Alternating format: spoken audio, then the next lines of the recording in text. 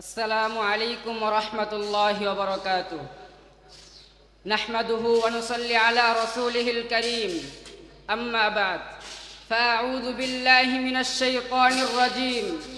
हुवल्लज़ी बअस fill उम्मिय्यीन Rasulan मिनहुम यत्लू अलैहिम आयातिहि व युज़क्कीहिम व युअल्लिमुहुमुल किताब वल हिक्मा व क़ाला अन्नबिय्यु सल्लल्लाहु अलैहि वसल्लम इन्नमा बुइस्तु लिउतम्मिम मकारिमल अखलाक औ कामा क़ाल आलैहिस सलातु वस्सलाम। अन्नादी ছাত্র পরিষদের উদ্যোগে আয়োজিত দুদিনব্যাপী বার্ষিক হাফলার সম্মানিত সভাপতি ও ন্যায় ইনসাফের কলমদারি বিজ্ঞ বিচারক মণ্ডলী এবং আমার সামনে অববিষ্ট মহানবী সাল্লাল্লাহু আলাইহি ওয়াসাল্লামের আদর্শে উজ্জীবিত সংগ্রামী উলামা তলাবা সকলকে জানাই আমার অন্তরের অন্তঃস্থল থেকে শিশির বীজা লাল গোলাপের শুভেচ্ছা।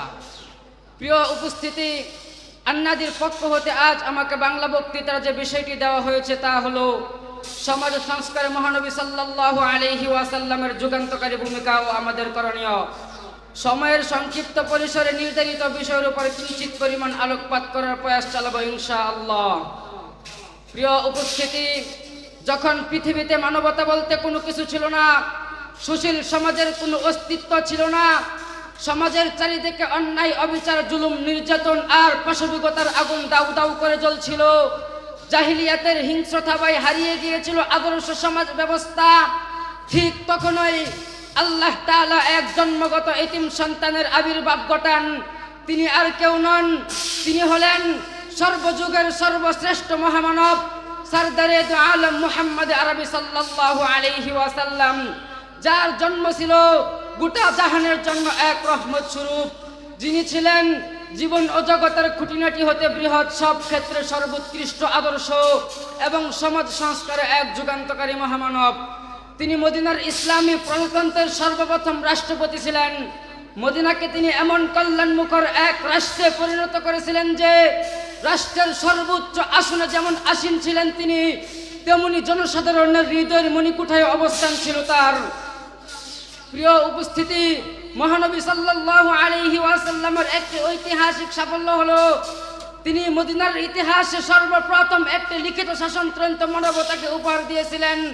মদিনা সনদ নামে ৪৭টি দার্শন বলিত এই ধরনের মানবিক সমঝোতামূলক শাসনতন্ত্র প্রায়োগিকভাবে আর কেউ উপহার দিতে পারেননি।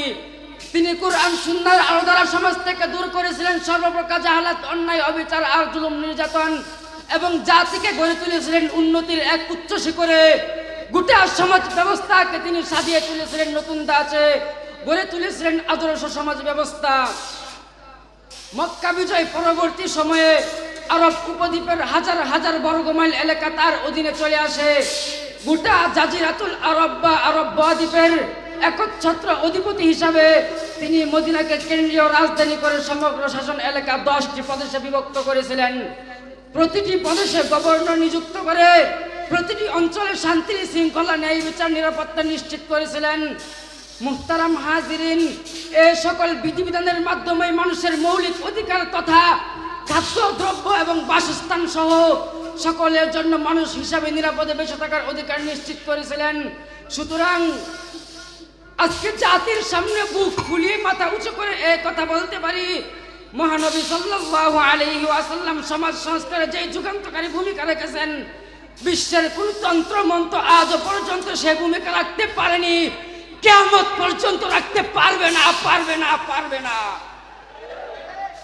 মুহতারাম হাজিরিন, আজ আফসোস ও অনুতাপের সাথে বলতে হয়, যেই সমাজ সংস্কারে মুহাম্মদ আরবি রক্তে রঞ্জিত হয়েছিলেন, নিজের জন্মভূমি ত্যাগ করেছিলেন, আজ উম্মতে মুহাম্মাদি সেই সমাজ সংস্কারকে ভুলে গিয়ে ইহুদি খ্রিস্টানদের সমাজ ব্যবস্থা কায়েম করছে।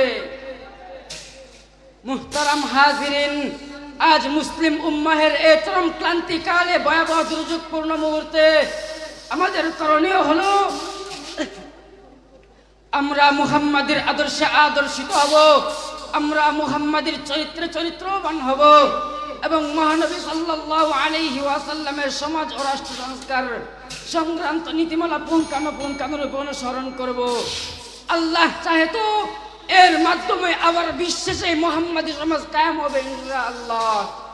আল্লাহ তাআলা আমাদেরকে মহানবী সাল্লাল্লাহু আলাইহি ওয়াসাল্লামের জীবন আদর্শ অনুসরণ করে সমাজ ও রাষ্ট্র সংস্কারের কাজে অগ্রণী ভূমিকা রাখার তৌফিক দান করুন। নাসরুম মিনাল্লাহি ওয়া ফাতহুন করিব। আসসালামু আলাইকুম ওয়া রাহমাতুল্লাহি ওয়া বারাকাতুহু।